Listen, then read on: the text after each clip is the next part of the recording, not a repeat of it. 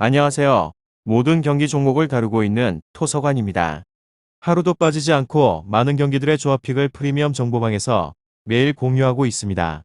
참여를 원하시는 분들은 영상 하단 댓글 보시면 오픈 채팅 링크 있으니 문의 주시길 바라며 구독과 좋아요 한 번씩 부탁드리겠습니다. 그럼 이번 경기 정보 시작하겠습니다. 이번 영상에서는 한국과 카메룬 경기에 대해서 알아보도록 하겠습니다. 한국은 피파 랭킹 28위로 패승무승부 코스타리카전에서 2대2로 무승부를 거두었습니다. 여전히 수비적인 문제가 드러나고 있다는 점이 주요 비판거리인데 정우영 알사드를 더 낮은 위치에 둔 뒤 김진수 전북의 언더래핑으로 수비 밸런스를 잡아보려는 시도는 했지만 김진수의 기본적 수비력이 좋지는 못했고 정우영도 기동성을 발휘하지 못하는 모습이었습니다. 윤종규 서울의 오버래핑으로 인한 뒷공간 문제까지 겹치면서 결국 김민재 나폴리는 많은 수비적 부담을 질 수밖에 없었습니다. 다만 긍정적인 부분이 없지는 않았으며 손준호를 투입하면서 중원 기동력을 확보하자 어느 정도 수비에서도 안정성을 찾았고 빌드업 이후 세부 공격 전술을 사용할 때 롱볼 비중을 늘려 동점골의 기점이 된 프리킥을 만들어내는 등 공격 시의 적극성이 상당히 올라왔습니다. 결국 양측 풀백의 퀄리티 문제와 중원 기동성을 어떻게 확보하느냐에 따라서 카메룬과의 경기와 월드컵에서의 결과가 좌우될 가능성이 높으며 특히 빠른 기동성을 가지고 있는 은배모를 어떻게 잡아내느냐가 이번 경기에서는 관건이 될 것입니다. 그리고 카메룬은 피파 랭킹 38위로 무패승승패 지난 경기에서는 우즈베키스탄을 상대로 0대2로 패배하면서 기세가 꺾이고 말았습니다.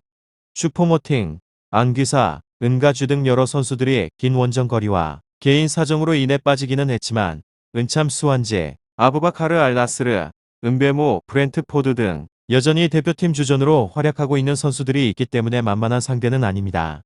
대한민국의 측면 뒷공간을 공략해볼 가능성이 높은데 일단 은베모가 빠른 스피드와 민첩성을 가지고 있기 때문에 지난 경기에서 약점을 드러낸 대한민국의 좌측 수비를 공략하는데 천병 역할을 할 수 있을 것이라고 봅니다. 지난 경기 상대인 우즈베키스탄은 선수비 흡습으로 나섰지만 대한민국의 경우에는 대부분의 경우 공격적으로 빌드업 위주의 경기를 펼치기 때문에 특유의 기동성을 발휘하기에는 꽤 좋은 환경이라고 볼 수 있습니다.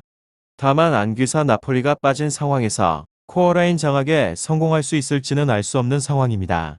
주도권을 내주고 역습 한 방으로 경기를 맺어주는 방식을 취할 가능성이 높은데 우즈베키스탄을 상대로 보여주었던 수비는 높은 평가를 주기는 어렵습니다.